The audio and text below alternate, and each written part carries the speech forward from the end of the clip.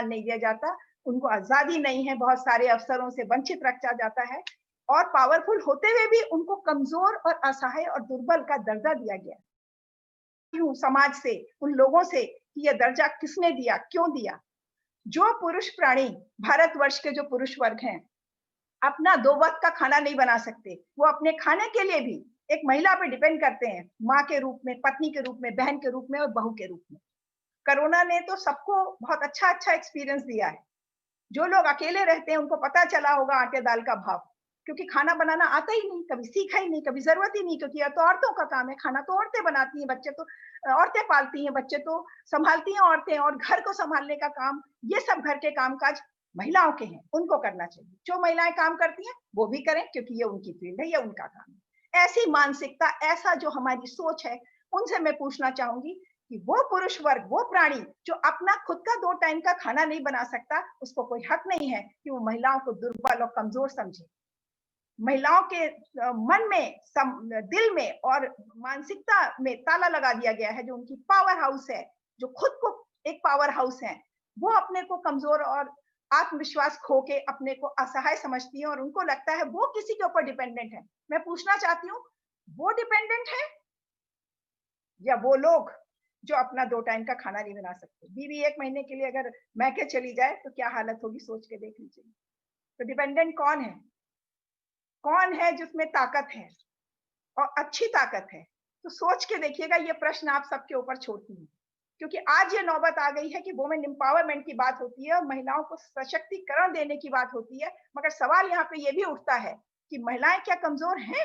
क्या उनमें ताकत नहीं है? क्या वो डिपेंडेंट है? नहीं, वो समाज के द्वारा उनके ऊपर ठप्पा लगा दिया गया है कि तुम कमजोर हो, तुम ये नहीं कर सकती, तुम वो नहीं कर सकती। और इसी के लिए एक मिशन है जिसका नाम है इनेबलिंग वुमेन। ये प्लेटफॉर्म आप सबके लिए है। धीरे धीरे भारत की सभी महिलाएं इस प्लेटफॉर्म के माध्यम से अपने को पावरफुल बना के ये साबित कर सकती हैं कि वो किसी से कम नहीं है और वो सब कुछ कर सकती हैं जो एक पुरुष कर सकता है। तो आइए इस आजादी की क्रांति में, ये क्रांति के महीने में साथ दीजिए हम सबका, हम सब साथ आगे बढ़ेंगे। और इसी श्रृंखला में आज के एपिसोड में मैं लेके आ रही हूँ एक ऐसी पावरफुल महिला को जो अपने आप में, जिनका नेचर बहुत अच्छा और अपने आप में एक डायनेमिक पर्सनैलिटी है, बहुत ही अच्छी लेडी है। और वो लेडी इतनी पावरफुल है कि उन्होंने बहुत सारी विषम परिस्थितियों में भी उन्होंने अपने आप को एस्टैब्लिश करके वेस्टीज में सफल बनाया। वो पैदा हुई भोपाल में और पली बड़ी भोपाल में एक आधुनिक विचारों वाले परिवार में, जैन परिवार में। लेकिन उनकी जो शादी हुई, ग्रेजुएशन के बाद उनकी शादी हो गई। उनके कुछ सपने थे जो शादी के बाद कामयाब नहीं हुए, दब के रह गए। लेकिन उनके मन में जिद थी अपने सपनों को पूरा करने के लिए। उनकी शादी हुई एक ट्रेडिशनल मारवाड़ी परिवार में, चेन्नई में। हाँ दोस्तों, चेन्नई में, नॉर्थ इंडिया की रहने वाली चेन्नई में। और चेन्नई से भी 135 किलोमीटर दूर वेलोर नामक एक छोटे से शहर में उन्होंने अपने जीवन की शुरुआत एक ज्वाइंट फैमिली में की। आज भी वो ज्वाइंट फैमिली में है। बहुत सारी बंदिशें, बहुत सारे रोक टोक उनके जीवन में थे। वहां की तो लैंग्वेज भी उनको नहीं आती थी। तमिल सीखी उन्होंने अपने को वेस्टीज में कामयाब बनाने के लिए, क्योंकि एक बहुत बड़ी बाधा थी। और दूसरी बाधा कि साउथ इंडिया में नॉर्थ इंडिया वालों को एक्सेप्ट नहीं करते, एक्सेप्टेंस नहीं है। वो समझते हैं अरे ये हमें क्या बिजनेस सिखाएंगे। और शायद यही बात नॉर्थ इंडिया में साउथ इंडिया वालों के लिए, मैं ये नहीं कह रही हूँ, मगर मैं ये कह रही हूँ कि उनके लिए कितनी मुश्किल रही होगी, सोच के देखिए। मगर उन्होंने ये मुश्किलों को आड़े नहीं आने दिया अपनी कामयाबी के रास्ते में। और उन्होंने ठान लिया कि नहीं, मुझे कामयाब होके रहना है। उन्होंने शुरू में कुछ पेंटिंग, ड्राइंग क्लासेस कुछ करके अपने सपनों को पूरा करने की कोशिश की, पहल किया, लेकिन वहां उतनी कामयाबी नहीं मिली। लेकिन वो अपने इरादों पे अटल रही और उन्होंने सारी रुकावटें, सारे बंधनों को तोड़ के सफलता ली। आज वेस्टीज में क्राउन डायरेक्टर हैं। हमारी लीडिंग लेडीज बुक में शान से क्राउन डायरेक्टर जो हमारी प्यारी सी मिसेज अर्चना जैन, उनसे मेरी मुलाकात हुई थी फॉरेन ट्रिप्स पे। और वहां पे मेरी बड़ी अच्छी दोस्ती हो गई, क्योंकि वो बहुत अच्छी इंसान भी है। She is a fantastic women and I respect her. और आज मुझे बड़ी खुशी है कि मैं उनको होस्ट कर रही हूँ। आइए आप सबको भी और अधिक इंतजार ना कराते हुए उनको बुलाना चाहूंगी। आप सबकी जोरदार तालियों की गड़गड़ाहट के साथ हम सब आज सुनेंगे Archana Jain. From Vellore. Archana, good morning, आपका स्वागत है।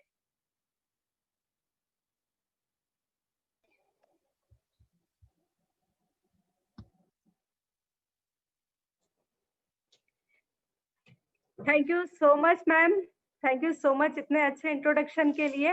और गुड मॉर्निंग वॉरियर्स, आप सभी का स्वागत है आज के सेशन में जिसका नाम है एनेबलिंग वुमन। मैं अर्चना जैन वेलूर तमिलनाडु से हूँ और मैं आप सबका अगेन स्वागत करती हूँ एनेबलिंग वुमन प्रोग्राम में। आप सभी से अनुरोध है कि आप अपने साथ में पेन और डायरी लेकर बैठे, क्योंकि बहुत सारी चीजें इसमें होंगी जो आप नोट करना चाहोगे और बाद में इस प्रोग्राम के बाद में आप भूल भी जाओगे। तो आइए शुरुआत करते हैं हम एनेबलिंग वुमन प्रोग्राम की।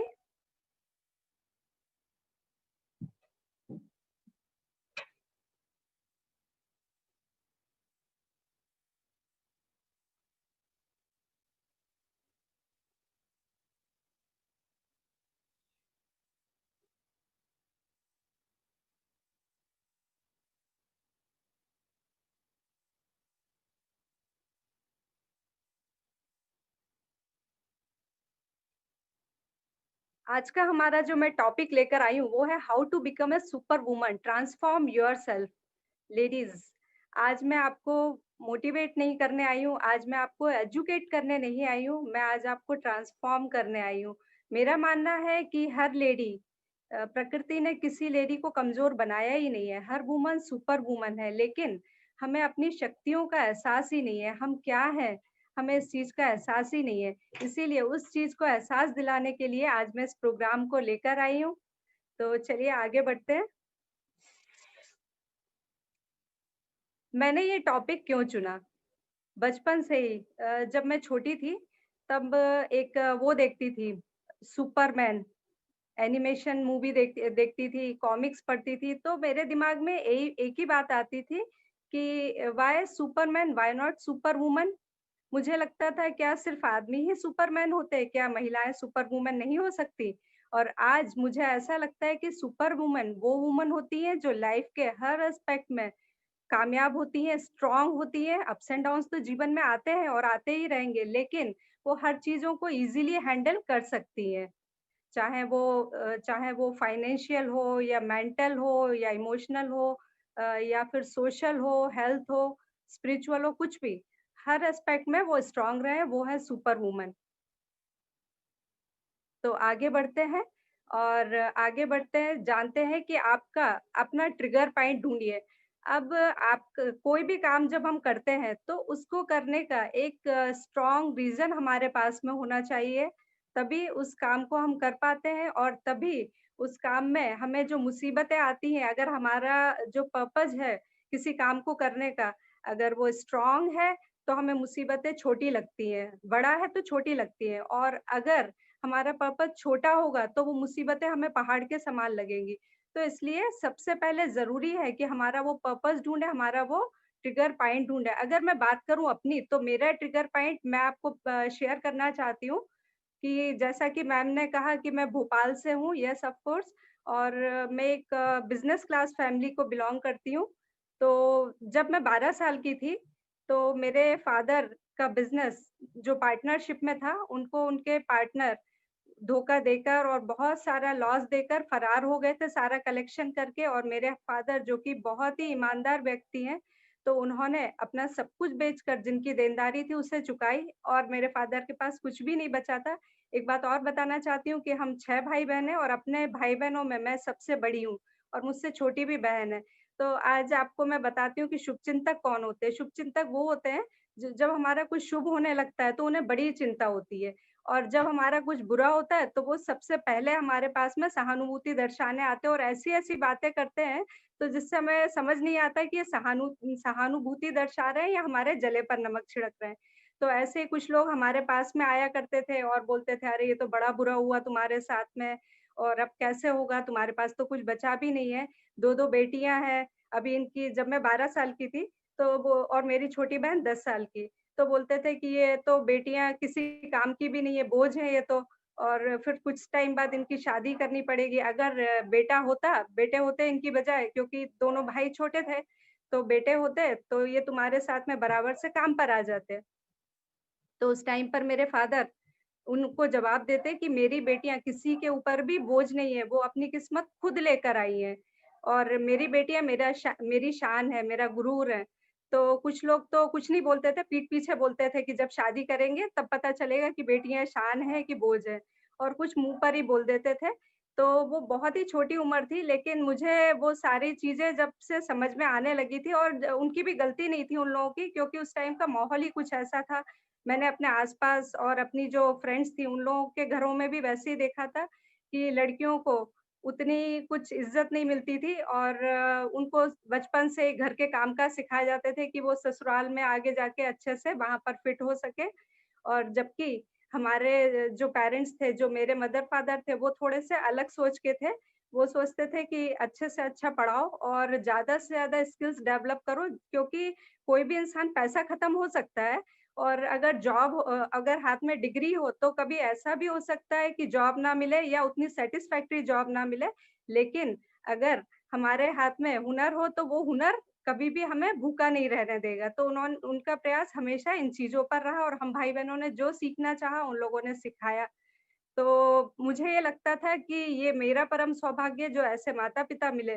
लेकिन अब हमें भी कुछ ऐसा करना है कि उन्हें गर्व फ़ील हो, मुझे वो औलाद बनना है कि जिसे पाकर मेरे माँ-बाप अपने आप को धन्य समझे कि हमने ऐसी संतान को जन्म दिया। तो ये मेरा ट्रिगर पॉइंट था। इसलिए हमेशा मैंने कुछ करना चाहा। अब मैं आपसे पूछती हूँ कि आपका ट्रिगर पॉइंट क्या है? क्या आपका ज़रूरी नहीं है कि जो मेरे साथ में बीता, ऐसा कुछ आपके साथ में भी कोई अनुभव रहा हो, लेकिन आज आपको जानना बहुत ज़रूरी है, आज आपको अपना ट्रिगर पॉइंट ढूँढना बहुत ज़रूरी है। अगर आपके पास में कोई ट्रिगर पॉइंट नहीं है, तो चलिए आज मैं आपको एक ट्रिगर पॉइंट देती हूँ, एक एक्टिविटी देती हूँ। आप इस सेशन के खत्म होने के बाद में एक काम कीजिएगा, अपना एक फ़ोटो लीजिएगा और उस फ़ोटो को एक टेबल पर रखिएगा और साथ में 10-15 फ़ेमस जो पर्सनैलिटीज़ हैं, उनके फ़ोटो रखिएगा और अपने बच्चों को बुलाकर पूछिएगा कि इनमें से आप किसके जैसा बनना चाहते हो?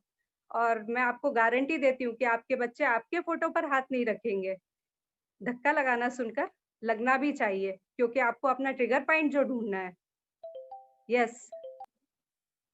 अब आप में से बहुत सारे लोग हैं जो बोलेंगे कि हमें तो ये सब सोचने का ही टाइम नहीं मिलता, हम क्या करें? क्योंकि बहुत सारी लेडीज़ मुझे बोलती हैं। तो अब हम आगे बढ़ते हैं। अब जो लोग बोलते हैं कि हमें टाइम ही नहीं मिलता, तो उन लोगों के लिए मैं यहाँ से शुरुआत करती हूँ कि वो अपने आप को कैसे बदलें। हम शुरुआत करते हैं मॉर्निंग रिचुअल से क्योंकि मेरा मानना है अगर हम सुबह जल्दी उठते हैं तो ये वो पावरफुल आवर्स हैं जो हमारे पूरे दिन को एनर्जी देते हैं। तो मैं खुद भी सुबह 5 बजे उठती हूँ और सुबह 5 बजे उठने की क्योंकि आज मैं बहुत सारी ऐसी बातें भी बताऊँगी जो आपको इम्पॉसिबल भी लगेंगी, जो आपको अच्छी भी नहीं लगेंगी, जो आपको बोरिंग भी लगेंगी। लेकिन अगर आपको सुपर वुमन बनना है तो वो आपको सुनना समझना पड़ेगा और अपनाना भी पड़ेगा। तो सुबह उठने की मॉर्निंग रिचुअल की जो उससे पहले मैं आपको बताना चाहती हूँ कि उसकी शुरुआत करें आप रात से। रात को जल्दी सोएँ, टीवी ना देखें और कम से कम सोने से आधा घंटा पहले टीवी को ऑफ कर दें और फ़ोन को भी अपने से दूर कर दें। और इसके अलावा हाथ-मुँह धोएँ। आज वेस्टीज में 3 तरह की नाइट क्रीम है, जो क्रीम आपको आपकी स्किन को सूट करती है उसको लगाएँ, भगवान को धन्यवाद दें और सोचे दिन भर में कौन-सा अच्छा काम हुआ, सबसे अच्छा क्या हुआ उसको सोचे, उसके लिए फिर से थैंक्स बोले और सो जाएँ और फिर उठे सुबह जल्दी 5 बजे। 5 बजे उठने के बाद में जो सबसे पहला काम है वो आप क्या करेंगे? Love yourself. आप बहुत सारी महिलाएँ हैं, मैं आप सभी से पूछना चाहती हूँ कि आप सभी चाहती हैं कि आपके बच्चे आपको प्यार करें, आपके हस्बैंड आपको प्यार करें, आपके डाउनलाइन्स, अपलाइन्स आपको प्यार करें, आपके सराउंडिंग के पीपल आपको प्यार करें। लेकिन क्या आप अपने आप को प्यार करती हैं? अगर नहीं, तो आइए एक एक्सरसाइज़ करते हैं। उठने के बाद जो काम आप सबसे पहले करें, अपने आप को शीशे में देखें। अपने आप को एक बड़ा-सा मिरर सभी के पास होगा, उसके सामने खड़े हो जाएँ, इसे हम बोलते हैं मिरर एक्सरसाइज़ और अपने आप को उसमें देखें और अपने आप से बोलें कि अपने बालों को छुएँ और बोलें, I love my beautiful hair. अपनी आँखों को छुएँ और बोलें, I love my beautiful eyes. अपने होठों को छुए बोलें, I love my beautiful smile. I love my beautiful face, I love my perfect figure. चाहे आपकी फिगर परफेक्ट हो या ना हो, उसके बाद में आप अपने आप को देखें, अपनी आँखों में आँखें डालकर और बोले कि you are awesome, you are amazing, I love you. और जो-जो भी आपके मन में आए अच्छी बात, वो सारी बातें अपने आप को बोले, क्योंकि जब हम रात को सोते हैं और सुबह उठते हैं तो उस टाइम पर हमारा सबकॉन्शियस माइंड बहुत ही स्ट्रॉन्ग होता है। ये सारी बातें आपके मन के अंदर जाएँगी और उसके बाद में आप बोले आई एम द बेस्ट। इसके बाद में आप इमेजिन करें कि आपके पास में एक रोज़ फ्लावर है, एक गुलाब का फूल है और अपने आप को वो फूल दें और साथ में अपने आप को हग करें और बोले कि आई लव यू। और अगर आपका दिमाग बोले या आपको ऐसा लगे कि अरे ऐसा भी कुछ होता है, ऐसा करने से कुछ नहीं होगा, तो अपने दिमाग को बोले shut up you idiot, I love my self. फिर हम आगे बढ़ते हैं। आप गर्म पानी पिएँ गुनगुना, बहुत सारा पानी पिएँ। शुरुआत तो अगर जिन लोगों को आदत नहीं है, तो वो बहुत सारा पानी तो नहीं पीते। अगर बात करूँ मैं अपनी, तो मैं रोज़ सुबह 1.5 लीटर पानी 2 नोनी के साथ में लेती हूँ। ये मेरे मॉर्निंग रिचुअल में शामिल है। और आप भी अगर उतना पानी नहीं पी सकते, तो थोड़े-थोड़े से शुरुआत करें, 1 टम्बलर से शुरुआत करें और उसे बढ़ाता जाएँ, क्योंकि ये हमारी बॉडी को डिटॉक्सिफ़ाई करता है, हमारी स्किन को हमें पूरे दिन हाइड्रेट रखता है और हमारी स्किन को सुंदर रखता है। सुंदर तो हर महिला दिखना चाहती है ना? फिर उसके बाद में आप वर्कआउट करें, एक्सरसाइज़ करें, योगा करें, जो आपका मन हो वो करें और उसके बाद में मेडिटेशन करें। मेडिटेशन से सब लोग मेडिटेशन, मुझे भी कभी एक टाइम था जब बहुत बोरिंग लगता था। जब मैं आँखें बंद करती थी, तो मुझे जो-जो लोग नहीं याद होते थे, वो भी याद आने लगते थे और पूरा दिमाग घूमता था। लेकिन ब्रीथिंग एक्सरसाइज़ यानी कि प्राणायाम और मेडिटेशन करें, इससे आपको फ़ोकस होने में सहायता मिलेगी। आप जो विचार आ रहे हैं आने दीजिए, 5 मिनट के लिए करें भले ही, लेकिन ज़रूर करें।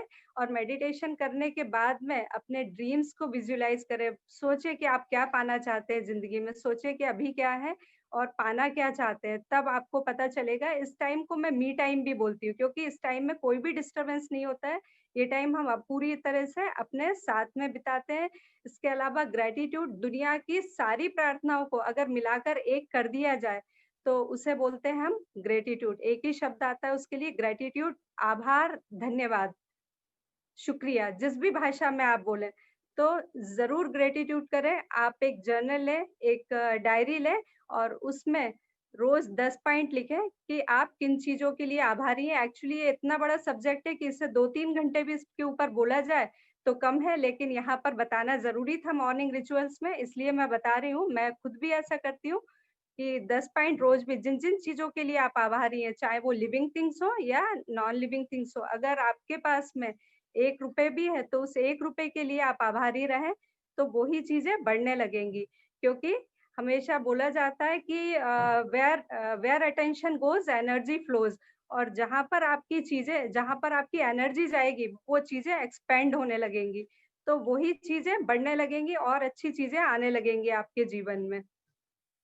फिर उसके बाद में अपनी टू डू लिस्ट बनाएँ, रोज़ क्या करना है, वो अपने कामों की लिस्ट बनाएँ और आगे हम इस चीज़ को और भी अच्छे से जानेंगे कि किस तरीके से अपनी प्रायोरिटाइज़ करना है। और फिर रीडिंग, बुक रीडिंग ज़रूर करें, चाहे उसके 2 पेज ही पढ़ें, लेकिन इस हैबिट को भी अपने मॉर्निंग रिचुअल में शामिल करें। और ये वो पावरफुल आवर्स हैं, 5 बजे अगर आप उठते हो और अगर आप अपने आप को 2 या 3 घंटे भी इन सब चीज़ों में देते हो, तो ये आपके लिए सफिशिएंट है, आप दूसरों से बहुत आगे चले जाते हो।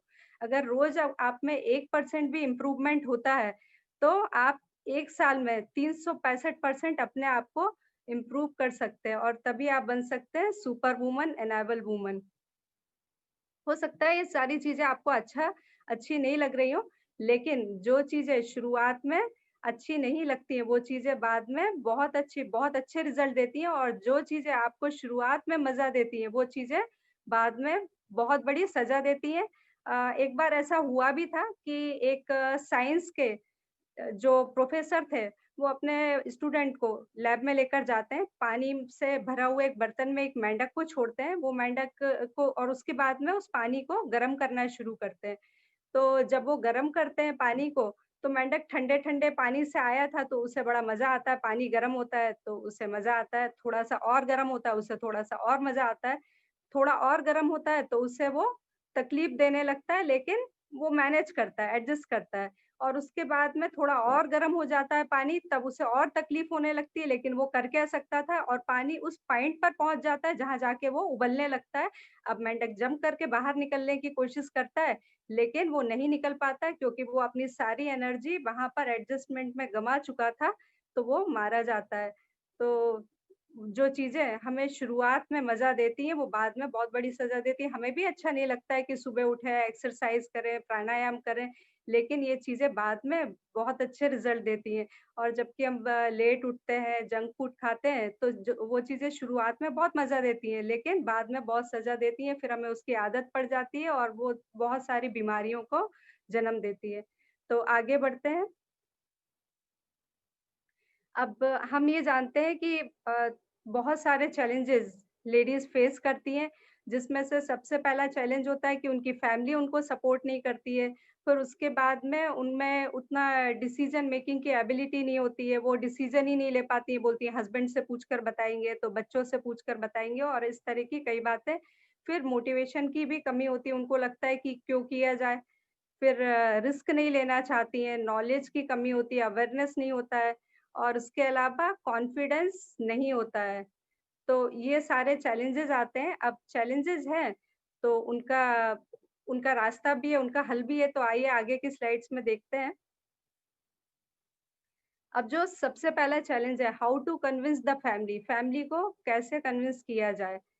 तो अगर मैं अपनी बात करूँ, मैंने बहुत सारे चैलेंजेस देखे अपनी फैमिली में भी क्योंकि मैं जॉइंट फैमिली में रहती हूँ और मेरी सास भी है, हम इनफैक्ट 3 पीढ़ियाँ एक साथ में रहते हैं अभी भी फैमिली में। मेरी सास, मेरे जेठ-जेठानी, उनके बच्चे, उनकी बहुएँ और मैं मेरे हस्बैंड और मेरे बच्चे। तो जब मैंने इस बिज़नेस की शुरुआत की थी और मैं अपनी सराउंडिंग जहाँ पर हम लोग रहते हैं, जिनको हम जानते हैं हिंदी भाषी लोग, जब उनके पास में इस बिज़नेस को लेकर गई, तो उन लेडीज़ ने मैंने उन्हें इस बिज़नेस के बारे में बताया, तो उन्होंने जब उनके हस्बैंड रात को घर आए, उन लोगों ने अपने हस्बैंड को बताया कि इस तरीके से राजा बेंगिल वाले आनंद की वो जो छोटे भाई हैं आनंद, उनकी वाइफ़ आई थी और हमें ऐसा सब बता रही थी। तो लोगों को तो बोलने के लिए बहाना चाहिए, हमारे परिवार की एकता से बहुत सारे लोगों की ईर्ष्या का विषय है हमारी परिवार की एकता। तो जब मेरे हस्बैंड अगले दिन खाने पर लंच पर घर आते थे, तो वो लोग हमारी दुकान में पहुँच जाते थे और बोलते थे, "क्यों भाई तुम्हारा काम कुछ अच्छा नहीं चल रहा है क्या? तुम्हारे छोटे भाई की वाइफ़ आई थी घर में साबुन तेल बेचने के लिए।" बस ये सुनना था कि मेरे जेठ जी गुस्से से भर उठते थे और घर में आने के बाद में एक बम ब्लास्ट होता था मेरे घर में। तो मैंने फिर सोच लिया था कि ठीक है, जो मेरे पहचान के लोग हैं, उनमें मैं इस बिज़नेस को स्प्रेड नहीं करूँगी और उसके बाद में मैंने जो अनजान लोग थे, जो वहाँ के लोकल लोग थे, उनके साथ में उनको बताना शुरू किया।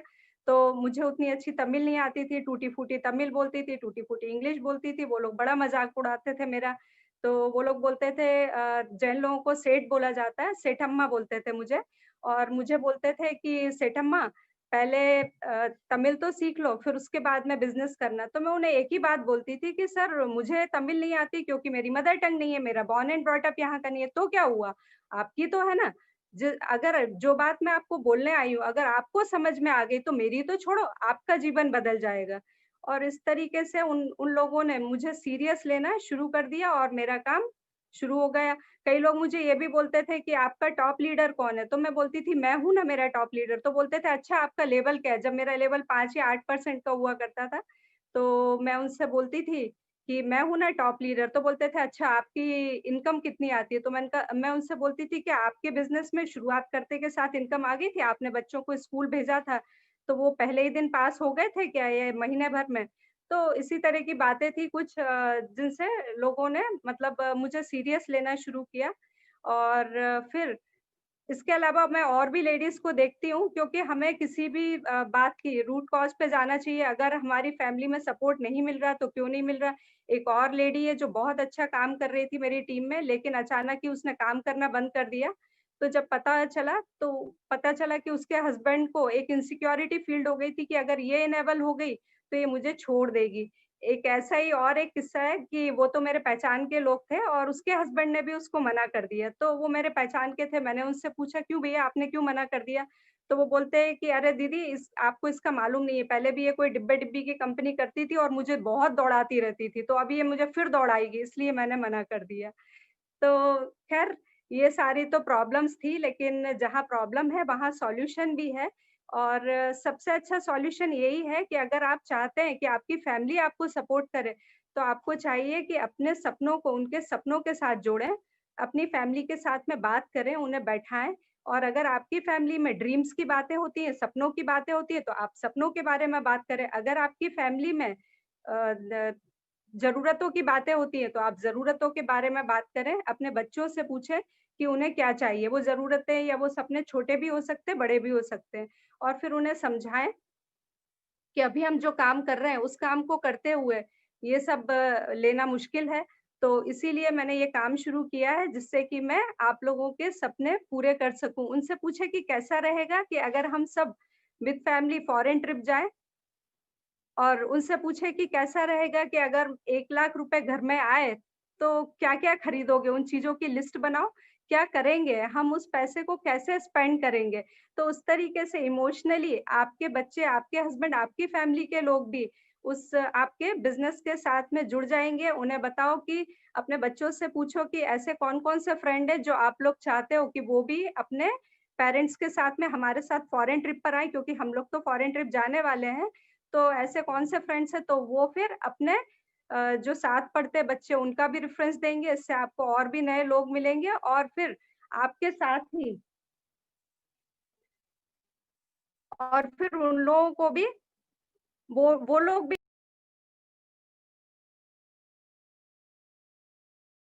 कि मैं अकेले ये सब नहीं कर सकती हूँ, तो इससे आपके बच्चे भी ज़िम्मेदार होंगे और आपके कमिटमेंट को समझेंगे। और फिर आगे बढ़ते हैं। अब इस बिज़नेस के लिए टाइम कैसे निकालें? सबसे बड़ी जो प्रॉब्लम होती है महिलाओं के साथ वो यही होती है कि उनके पास में टाइम ही नहीं होता है। वो टाइम कैसे निकालें? बहुत सारी लेडीज़ होती हैं जो कि मुझे मैसेज करती हैं और पूछती हैं कि वो सब बातें तो आपकी अच्छी लगती है, समझ में आती हैं, आपकी मीटिंग भी अटेंड की, लेकिन हमारे पास तो टाइम ही नहीं होता, तो हम कैसे टाइम निकाल लें?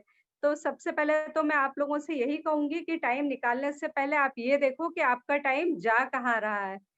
क्योंकि आपका टाइम वो कहाँ ड्रेन हो रहा है आपका टाइम, पहले तो उसको बंद करेंगे तभी आप टाइम निकाल पाएँगे। मैंने आजकल बहुत सारी लेडीज़ में एक एक्टिविटी देखी है कि आजकल वो लोग चैलेंज बहुत एक्सेप्ट करती हैं। फ़ेसबुक पर और अपने स्टेटस पे वो बहुत सारे चैलेंज डालती रहती हैं, yellow sari challenge, green lehenga challenge, pearl jewellery challenge, silver jewellery challenge, Radha Rani challenge और पता नहीं कहाँ-कहाँ के lipstick challenge, nail polish challenge और जाने कहाँ-कहाँ के चैलेंज वो लोग डालती रहती हैं। मुझे समझ में नहीं आता यार लेडीज़ सुधर जाओ आप लोग। क्योंकि दुनिया में इतने सारे चैलेंजेस हैं, कभी आपने देखा? लेकिन चलिए दुनिया की बात छोड़ दीजिए, आपकी खुद की दुनिया में देखो कितने सारे चैलेंजेस हैं। आपके इन-लॉज़ से आपकी पटती नहीं है, सास, ननंद, देवरानी, जेठानी, फिर हस्बैंड और बच्चे, वो आपकी बात ही नहीं सुनते हैं। अब ये कोरोना लॉकडाउन की वजह से इस बार राखी पर मायके भी नहीं जा पाए, है ना? और अगर जो गए भी, तो भाभी ने उनको इतना अच्छा रिस्पॉन्स नहीं दिया और तो और आपकी काम वाली भी टाइम से नहीं आती और जब देखो जब छुट्टी कर जाती है। तो देखो ना आपकी लाइफ में कितने सारे चैलेंजेज़ हैं और आप उसमें अपना टाइम स्पेंड कर रहे हो।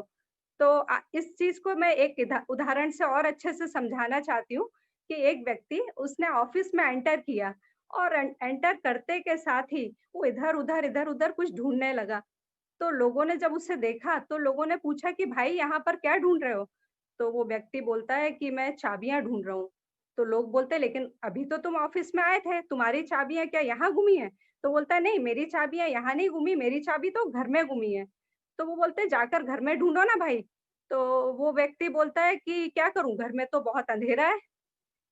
तो वो जो चाबी घर में गुमी है, वो क्या ऑफ़िस में मिलेंगी? अगर उसे घर में ही ढूँढना है, तो घर में रोशनी करनी होगी और उसके बाद में जब ढूँढेंगे, तब वहाँ पर मिलेगी। तो यहाँ पर वो जो अंधेरा घर है, वो है आपका खुद का अंतर्मन और वो जो चाबियाँ हैं, वो आपकी पहचान, आपकी आइडेंटिफ़िकेशन है जो वहाँ पर गुम गई है और आप ऑफ़िस में यानी इन सब चैलेंजेज़ में आप ढूँढ रहे हो, वो आपको कभी नहीं मिलने वाली हैं।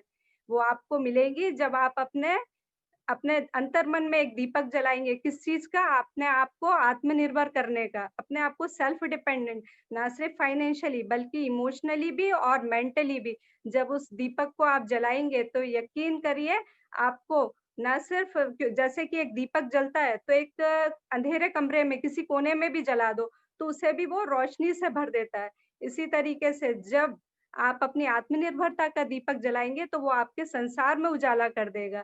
तो आज मैं अगर आपको मेरी बात एक सुई की नोक की तरह भी चुभी हो ना, तो आज मैं आपको एक चैलेंज दे रही हूँ। करेंगे उस चैलेंज को एक्सेप्ट?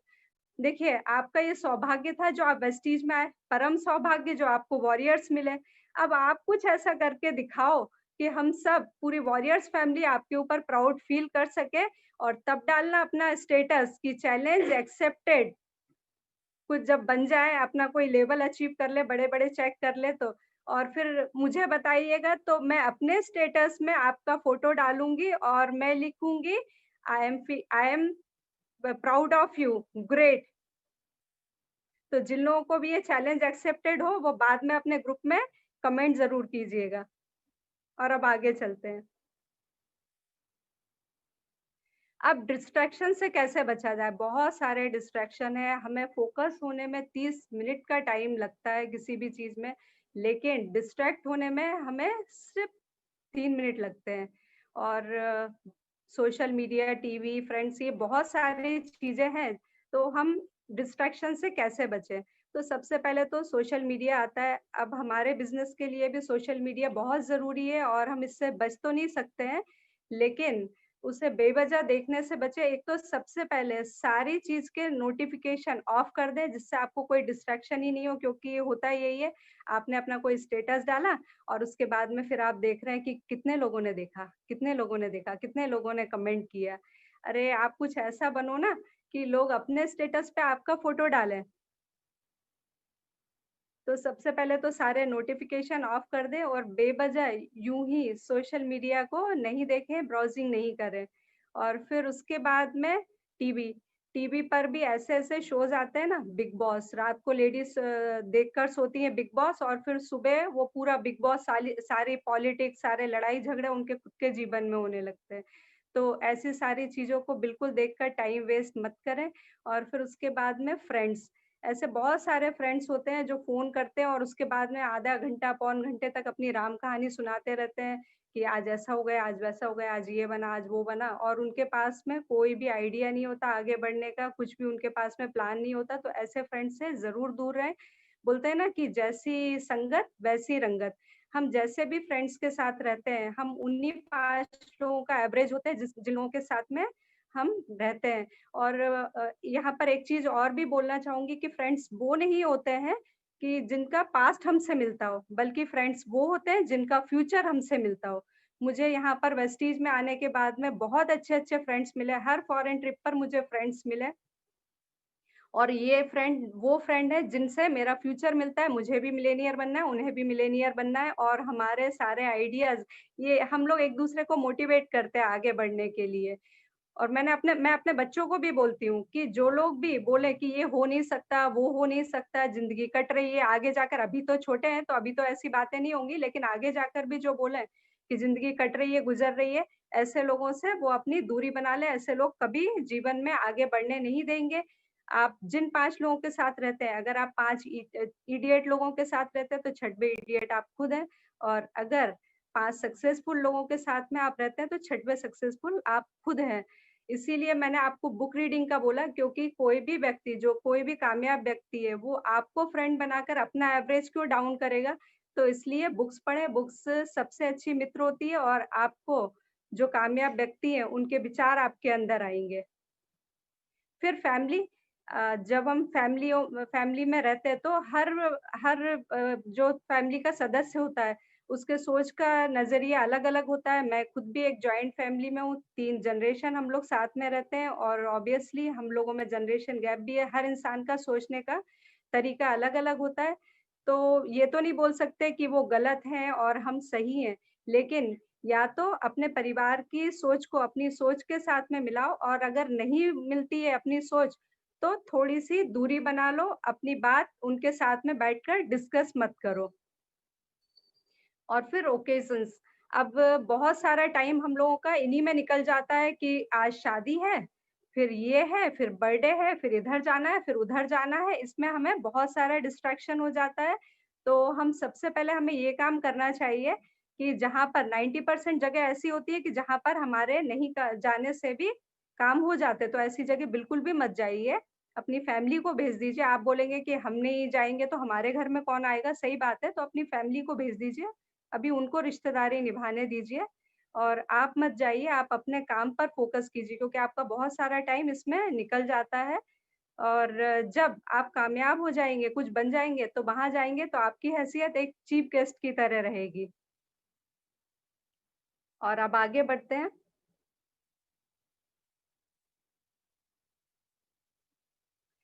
अब अपने काम को प्रायोरिटी कैसे दें? तो अपने कामों को 4 कैटेगरी में बाँटिए। जो पहली कैटेगरी है, वो आप देख रहे हैं अर्जेंट एंड इम्पोर्टेंट। कुछ काम ऐसे होते हैं कि अर्जेंट भी होते हैं और इम्पोर्टेंट भी होते हैं, तो उनको बिल्कुल अभी करना होता है और फटाफट कर डालिए।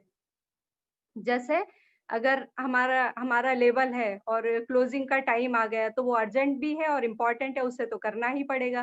फिर उसके बाद में नॉट अर्जेंट बट इम्पोर्टेंट, इनको सबसे पहले करना चाहिए, प्रायोरिटी ही इन कामों को देना चाहिए कि जो कि आज तो आज अर्जेंट नहीं है, लेकिन वो इम्पोर्टेंट है। और जब आप इन इन कामों को प्रायोरिटी देना शुरू करेंगे, तो आप देखेंगे कि आपके हर काम समय पर हो जाते हैं। मैंने ये चीज़ गुरशरण जी में देखी है, उनके हर काम समय से पहले चलते रहते हैं और 6-6 महीने की उनकी पहली प्लानिंग होती है। और हमारी वॉरियर्स मैनेजमेंट कि उनका गोल है 10,000 करोड़ का 2025 का, और अभी से जोर-शोर से उनकी तैयारी शुरू हो गई है। फिर उसके बाद में अर्जेंट बट नॉट इम्पोर्टेंट, तो जो काम अर्जेंट तो है लेकिन इम्पोर्टेंट नहीं है। कई बार ऐसा होता है कि हम तैयार होकर निकलते हैं और हमें खबर मिलती है कि किसी का एक्सीडेंट हो गया है, अगर वहाँ पर जाना ज़रूरी है तो जाएँ, फिर वो अर्जेंट तो इम्पोर्टेंट तो उतना नहीं है लेकिन अर्जेंट है, तो उसे फिर रीशेड्यूल करना पड़ता है। और उसके बाद में not urgent and not important, जो काम ना तो इम्पोर्टेंट है और ना ही अर्जेंट है, तो उन कामों को तो अपनी लिस्ट से डिलीट ही कर दीजिए बिल्कुल। टीवी देखना ना तो अर्जेंट है, ना ही इम्पोर्टेंट है, पबजी खेलना अभी तो, और इसके अलावा कैंडी क्रश, ये जो सारी चीज़ें हैं और भी बहुत सारी चीज़ें, तो वो सब आप अपने उससे डिलीट कर दीजिए। बहुत सारे लोग हैं, मोस्टली जो नॉर्मल लोग हैं, तो उनके ये जो नीचे की कैटेगरी के जो 2 काम दिख रहे हैं, 80% टाइम हमारा उन्हीं में निकल जाता है और सिर्फ़ 5% ऊपर वाले को दे पाते हैं। तो इसीलिए हम सुपर वूमन नहीं है। जब हम ऊपर के कामों को प्रायोरिटी देने लगेंगे, तो हम भी सुपर वूमन हो जाएँगे। और इसके अलावा एक चीज़ और मैं आपसे बोलना चाहती हूँ कि जब आप लिस्ट भी ही बनाते हैं, तो आप इनमें से देखिए कि वो कौन से काम हैं, जिनको आप दूसरे लोगों को दे सकते हैं, क्योंकि ज़रूरी नहीं है कि सारे काम आप खुद ही करें। आप ये देखिए कौन-कौन से काम हैं जो दूसरों के करने से हो सकते हैं, कौन से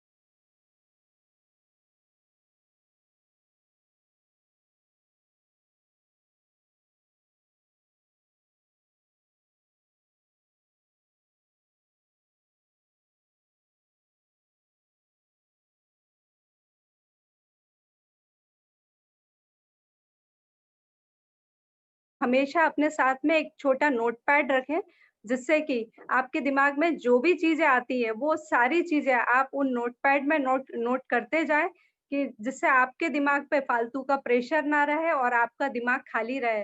आपको अगर भरना ही है तो पेपर को भरिए, आप डायरी को भरिए, अपने दिमाग को मत भरिए, अपने दिमाग को खाली रखिए प्रोडक्टिव वर्क के लिए। और आगे देखते हैं।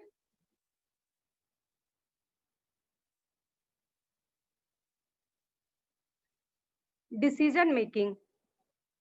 तो सबसे ज़्यादा इम्पोर्टेंट है डिसीजन मेकिंग बनना, डिसीजन मेकर बनना। बहुत सारी लेडीज़ हैं जो हमारे बिज़नेस में आ ही नहीं पाती हैं, उनमें टैलेंट भी होता है और वो कर भी सकती हैं, लेकिन वो सिर्फ़ इसीलिए नहीं आ पाती क्योंकि वो डिसीजन मेकर नहीं होती हैं। और मैंने जब मैं छोटी थी, तब मैंने बहुत बड़ी-बड़ी जॉइंट फैमिलीज़ देखी, हमारे रिश्तेदारी में भी होती थी, जहाँ पर 20, 25, 30 लोग एक साथ में रहते थे। और वहाँ पर जो लेडीज़ होती थी, तो वो उतनी पढ़ी-लिखी नहीं होती थी, ना ही घर से बाहर निकल कर कोई काम करती थी। लेकिन इसके बावजूद भी लेकिन इसके बावजूद भी कोई एक लेडी ऐसी होती थी कि जिसकी घर में बहुत चलती थी और उसकी बात घर के बड़े और छोटे सभी लोग मानते थे। तो वो लेडी के जो मैंने जाना, उसके जो कैरेक्टर की स्पेशलिटी होती थी, वो होती थी डिसीज़न मेकिंग। वो लेडी आगे से बढ़कर डिसीज़न लेती थी, वो लेडी अपने घर के हित में डिसीज़न लेती थी। वो किसी से पूछती नहीं थी, वो किसी से भी नहीं पूछती थी कि ऐसा करें या ना करें। वो बताती थी कि ऐसा करना है और उसकी बात घर के छोटे-बड़े महिला, पुरुष सभी मानते थे, तो डिसीज़न मेकर बने। डिसीज़न मेकर बनेंगे तभी इस बिज़नेस में कामयाब हो पाएँगे। मैंने खुद जब इस बिज़नेस का जब फॉर्म को साइन अप किया था तब किसी से भी नहीं पूछा था। मैंने सोचा था ये ऐसा सामान तो मैं बाज़ार से भी लेती हूँ, तो उसमें पूछने की क्या ज़रूरत है? और अब जब इस कुछ महीनों के बाद में जब इस बिज़नेस को करने का निर्णय लिया था, तब भी मैंने किसी से नहीं पूछा था क्योंकि सपना मेरा था, तो निर्णय भी मेरा था। फिर अकाउंटेबल बने, यानी कि ज़िम्मेदार बने, डोंट प्ले ब्लेम गेम। जो भी आपके जीवन में जो कुछ भी घटता है, चाहे वो अच्छा है या बुरा, उसकी ज़िम्मेदार सिर्फ़ और सिर्फ़ आप खुद हैं, दूसरा कोई भी नहीं है। वो सिर्फ़ आपकी चॉइस है। जो भी आपका हो रहा है, वो आपकी आपने जो पास्ट में जो चॉइस ली थी, ये उसका परिणाम है। तो आप हर बात के लिए खुद के लिए ज़िम्मेदार बने। एक अच्छा एक सुपर वुमन वही होती है जो अपनी हर हर सफलता या असफलता की ज़िम्मेदारी खुद लेती है, दूसरों के ऊपर नहीं डालती है कि इसकी वज़ह से ऐसा हो गया, उसकी वज़ह से ऐसा हो गया। आप ज़िम्मेदारी खुद लें, खुद ज़िम्मेदार बनें, तभी आप एक सुपर स्ट्रॉन्ग वुमन बन पाएँगी, तभी इनेबल वुमन बन पाएँगी।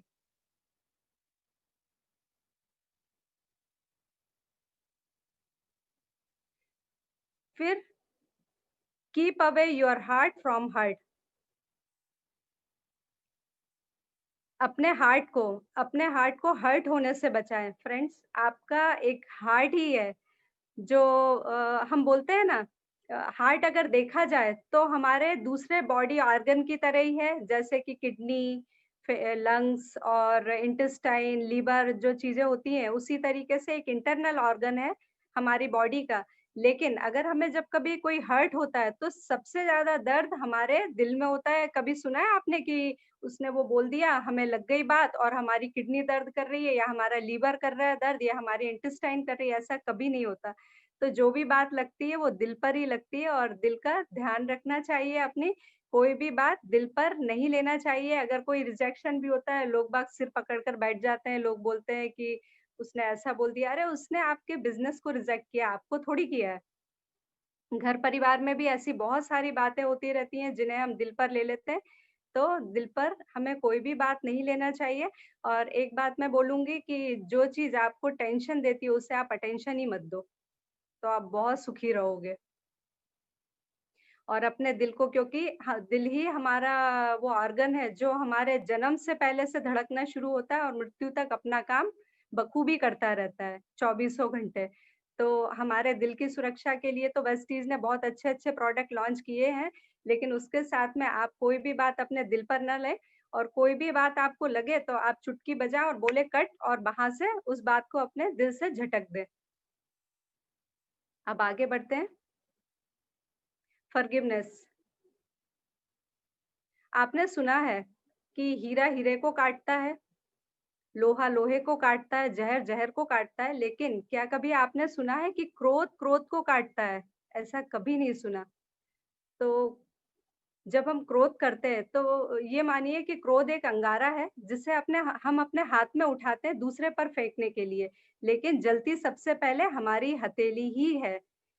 तो अपने आप को गुस्सा होने से बचाएँ और लोगों को क्षमा कर दें। इसलिए नहीं कि वो काबिल है, बल्कि इसलिए कि आप अपने दिल को बुराइयों से बचाना चाहते हैं, अपने अपने दिल में कोई कड़वाहट नहीं रखना चाहते, क्योंकि आपको बहुत आगे बढ़ना है। एक और छोटा-सा एग्ज़ाम्पल देना चाहूँगी कि कौवा एक ऐसा पक्षी होता है जो बाज की गर्दन पर बैठता है, जो बाज के ऊपर बैठ जाता है और उसकी गर्दन पर प्रहार करना शुरू करता है अपनी चोंच से। तो बाज कभी भी अपनी एनर्जी वेस्ट नहीं करता है, कौवे को जवाब देने में, वो कौवे से लड़ता भी नहीं है, वो उड़ान भरना शुरू करता है आसमान की ऊँचाइयों में और वहाँ पर ऑक्सीजन की कमी होने लगती है, कौवा अपने आप ही नीचे गिर जाता है।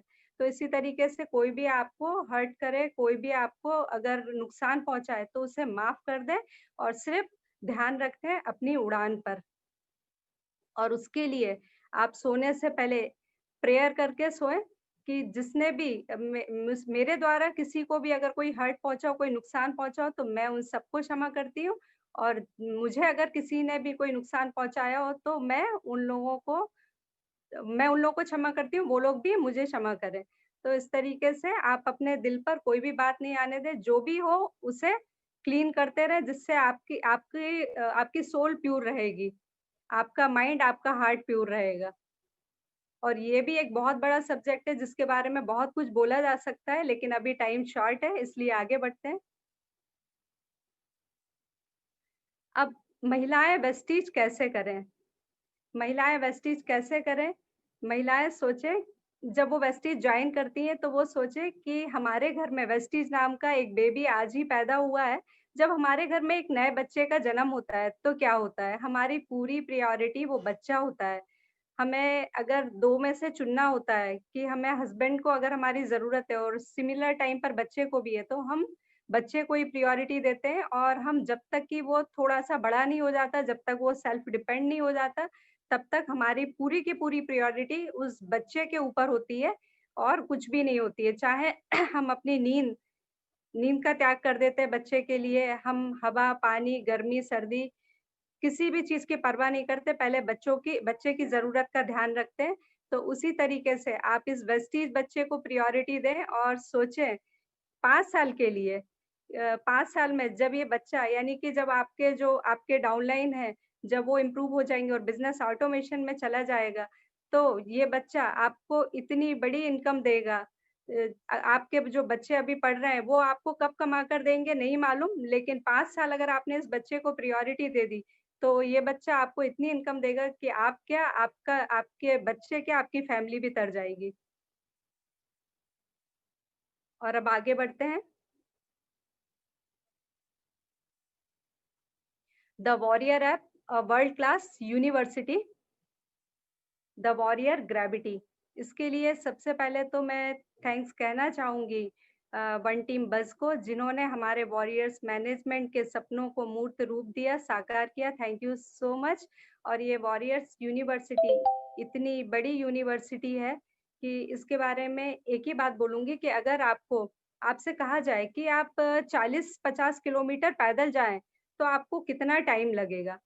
तो आप कहेंगे कि जाना ही क्यों है? लेकिन अगर कोई रीज़न हो, वहाँ आपको कुछ ऐसा मिलने वाला हो, तो आप चलना शुरू करेंगे। आप बोलेंगे 4-5 घंटे में पहुँचेंगे, लेकिन ऐसा नहीं हो पाता क्योंकि आप चलेंगे तो बीच में आप थक भी जाएँगे, आपको गर्मी भी लगेगी, भूख भी लगेगी, प्यास भी लगेगी, आप शायद गिर भी सकते हैं, आप रुक जाएँगे। कई लोग तो बहुत सारे लोग होते हैं जो बीच रास्ते से ही वापस लौट आते हैं, आगे बढ़ते ही नहीं हैं। और बहुत सारे लोग जो हिम्मत करके पहुँच भी जाते हैं, तो टाइम लग जाता है। तो ये जो हमारी वॉरियर्स यूनिवर्सिटी है, ये एक ऐसी कार है, सुपर फ़ास्ट चलने वाली कार, जिसमें अगर बैठे तो हार्डली 45 मिनट्स लगेगा, वहाँ पहुँचने में। तो बैठ जाइए इस कार में और समर्पित कर दीजिए अपने आप को, क्योंकि बहुत सारे लोग हैं जिन्होंने ऐप सब्सक्राइब तो कर लिया है, लेकिन वो अभी भी जो हमारे प्रोग्राम है, उन्हें अटेंड नहीं कर रहे हैं। और या अटेंड भी कर लेते हैं तो स्क्रीन ऑन करके वीडियो ऑन करके रख देते हैं और अपने दूसरे काम या फ़ोन पे बात करते रहते हैं और साथ में व्हाट्सएप या दूसरी चीजें देखते रहते हैं, ऐसा बिल्कुल भी मत कीजिए। फोकस होकर इन प्रोग्राम्स को देखिए, तभी ये सिस्टम आपके लिए काम कर पाएगा, वरना नहीं काम कर पाएगा। और वैसे भी इतने सारे काम आप इकट्ठे करेंगे तो आपका माइंड ही डिस्ट्रैक्ट होगा। थोड़ी सी देर में वो प्रोग्राम, थोड़ी देर में व्हाट्सएप, थोड़ी देर में फेसबुक अगर आप देखेंगे तो आपका माइंड डिस्ट्रैक्ट हो जाएगा और आप अपने किसी भी काम को फोकस होकर नहीं कर पाएंगे। तो जरूरत है एक समर्पण की, एक विश्वास की। अगर आप समर्पण करेंगे तो आपकी आपकी दुनिया ब्यूटीफुल हो जाएगी, कलरफुल हो जाएगी। और अगर आप किंतु परंतु करेंगे, जिरह करेंगे, तो ये तो वकीलों का काम है। और वकीलों की जिंदगी क्या होती है? Black and white. तो आपकी भी जिंदगी कलरफुल की बजाय ब्लैक एंड व्हाइट हो जाएगी। तो अब आपको तय करना है कि अपने आप को ब्लैक एंड व्हाइट बनाना है या कलरफुल। कलरफुल बनाना है तो समर्पित कर दीजिए इस वॉरियर सिस्टम को।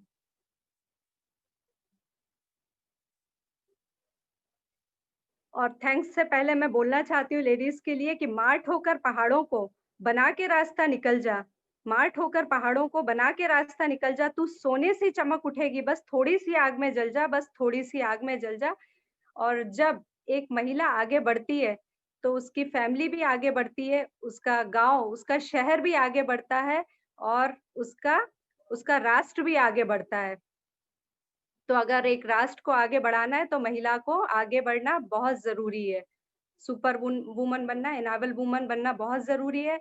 और लास्ट में मैं आप सभी को बहुत बहुत थैंक्स बोलना चाहती हूँ। मैं थैंक्स बोलना चाहती हूँ ईश्वर को, जिसने जिसने हमें ये वेस्टीज का प्लेटफॉर्म दिया। और मैं थैंक्स बोलना चाहती हूँ वेस्टीज मैनेजमेंट को, मिस्टर गौतम बाली, मिस्टर दीपक सूद, मिस्टर कन्वरवीर जी को बहुत थैंक्स। और फिर मैं थैंक्स बोलना चाहती हूँ हमारे वॉरियर्स मैनेजमेंट को, रमेश पुनानी सर। कहते हैं ना कि सोच बदलो जिंदगी बदल जाएगी, लेकिन ये वो व्यक्ति है जिनकी सोच बदलने से हम लाखों वॉरियर्स की जिंदगी बदल गई। और फिर मैं थैंक्स बोलना चाहूंगी मेरे मेंटर, मेरे अपलाइन गुरचरण जी को। मैं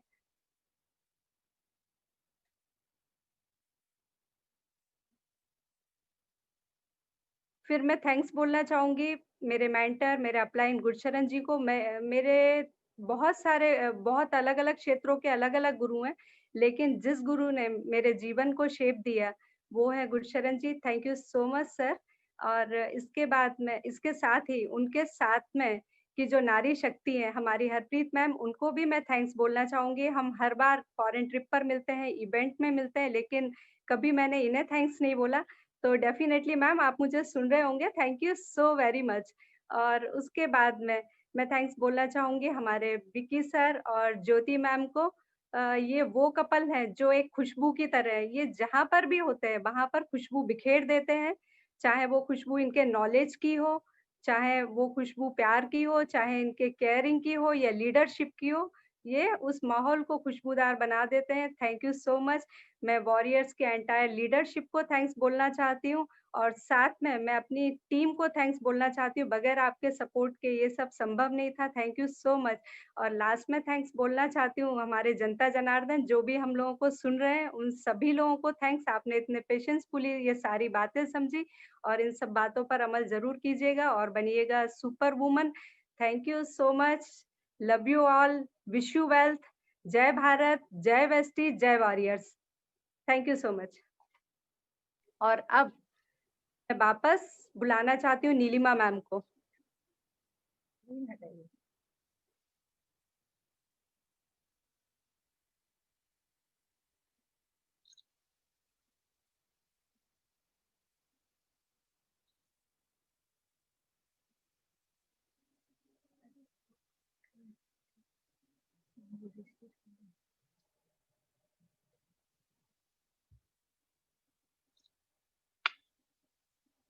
वाह वाह,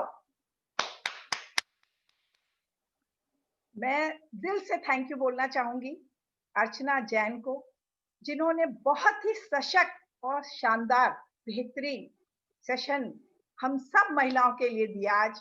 आज मैंने सुना, बहुत कुछ सीखा। और ये जो एक्सपीरियंस अर्चना ने हमें आज दिया, जितने लोग भी आज, स्पेशली जितनी फीमेल्स हम लोग को सुन पाई हैं, मेरे ख्याल से उसमें से बहुत सारी तो दिल से इनेबल हो चुकी होंगी, डिसीजन ले चुकी होंगी कि हमें आगे बढ़ना है और हमको अपने को कामयाब बनाना है, अपने को इनेबल करना है, जैसे मिसेस अर्चना जैन ने खुद को किया। और वो जाते जाते बहुत ही सुंदर बेहतरीन रास्ता दिखा के गई हैं हम लोगों को, बहुत ही सुंदर लाइनें बोल के गई हैं, बहुत ही बढ़िया चीजें शेयर करके गई हैं। तो इतना बढ़िया सेशन सोच के देखिए, ये आपको मिलता है वॉरियर की इंटरनेशनल यूनिवर्सिटी में, जिसमें आपको एनरोल करना है और आना है और सीखना है और अपनी लाइफ को ट्रांसफॉर्म करना है। यही नहीं दोस्तों, आपको अपनी लाइफ ट्रांसफॉर्म करने के साथ साथ बहुत सारे लोगों को की लाइफ को ट्रांसफॉर्म करना है, एक मिशन को कामयाब बनाना है। आज आप सबके विश्वास रखते हुए मैं एक चैलेंज एक्सेप्ट करती हूँ। आज अर्चना जैन ने हम लोगों को चैलेंज लेना सिखाया है, तो आइए हम सब मिलकर एक चैलेंज लेते हैं आज कि 2025 में वेस्टीज जब 20,000 करोड़ करेगा, जिसमें से वॉरियर्स 10,000 करोड़ करेगा, तो माय डियर फ्रेंड्स, उस समय हम महिलाएं, लेडीज, हम सब उसमें 6,000 करोड़ का पार्टिसिपेशन, भागीदारी देंगे। एक्सेप्ट करते हैं ये चैलेंज? आई एम श्योर आप सब एक्सेप्ट कर रहे हैं, और आपके बूते पे मैं भी ये एक्सेप्ट करती हूँ कि ये सारे चैलेंजेस हम लेंगे और हम इसको पूरा करेंगे। सोच के देखिए, वो 6,000 करोड़ जो हम महिलाएं करके देंगे, उसमें आप सब कहाँ पहुंचेंगी, कितनी इनेबल हो चुकी होंगी, कितनी महिलाओं को इनेबल कर चुकी होंगी।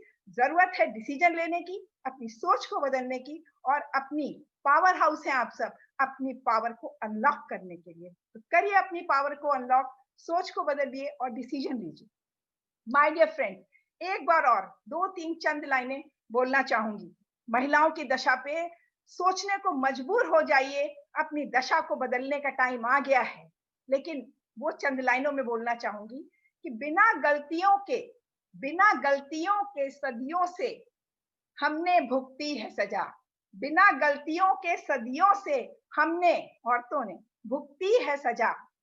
और आज हम अपने आप को करेंगे ट्रांसफॉर्म, हम खुद को करेंगे ट्रांसफॉर्म और बदलेंगे अपनी दशा। हम खुद को करेंगे ट्रांसफॉर्म और बदलेंगे अपनी दशा। अब हम नहीं रुकेंगे, अब हम नहीं रुकेंगे। हम सब मिलके आगे बढ़ेंगे, हम सब मिलके आगे बढ़ेंगे, क्योंकि हम सब में चढ़ा है अब वेस्टीज का नशा, वेस्टीज का नशा, वेस्टीज का नशा। तो माय डियर फ्रेंड्स, अब रुकना नहीं है, कामयाब बनाना है, हमें अपने आप को इनेबल करना है। और आप सब फीमेल वॉरियर्स जो मुझे सुन पा रही हैं, अपने आप को बधाई दीजिए। आप सबको मैं हार्दिक बधाइयां देती हूँ। किस बात की? इस बात की कि आपका जन्म एक नारी के रूप में हुआ है। ये भी अपने आप में बधाई की बात है। गर्व कीजिए, मैं गर्व करती हूँ। आप भी कीजिए, अपनी सोच को बदलिए और अपने को इनेबल करिए। और हम ऐसे बहुत सारे एपिसोड्स में आपके लिए लेके आएंगे, एक से एक powerful women, powerful female warriors को, जो आपको राह दिखाएंगी, अपना एक्सपीरियंस शेयर करके आपको कामयाबी के रास्ते पे आगे ले जाने में ढेर सारा मदद मिलेगा आपको। तो अब देर नहीं करना है। जिन लोगों ने अभी तक वॉरियर ऐप्स को सब्सक्राइब नहीं किया है, प्लीज जरूर कर दें। और इस प्रोग्राम के बाद जो हमारा सर्वे होता है, उसमें जाके फीडबैक फॉर्म को जरूर भरें